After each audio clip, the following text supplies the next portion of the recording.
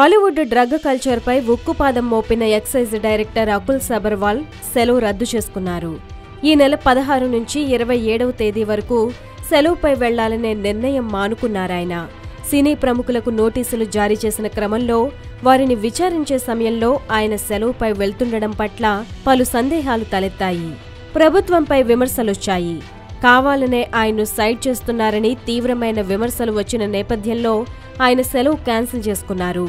తీవ్రమైన ఒత్తిడి వస్తున్న నేపథ్యంలోనే ఆయన సెలవుపై వెళ్తున్నారనే ఆరోపణలు కూడా వినిపించాయి. ఈ నేపథ్యంలో అకుల్ సబర్వాల్ తన సెలవుపై క్లారిటీ ఇచ్చారు. తాను పర్వతారోహణకు లద్దాఖ్ వెళ్తున్నానని ఆయన చెప్పారు. డ్రగ్స్ కేసు రిజిస్టర్ కాకముందే లీవ్కు అప్లై చేసినట్లు తెలిపారు. తన సెలవుకు డ్రగ్స్ కేసుకు సంబంధం లేదని స్పష్టం చేశారు. తాను తీసుకుంటున్న సెలవు వ్యక్తిగతమైనదని, కేసుపై ఇది ఎలాంటి ప్రభావం చూపబోదని అన్నారు. ఇప్పుడాయన సెలవు రద్దు చేసుకోవడంతో అంతా ఊపిరి పీల్చుకున్నారు.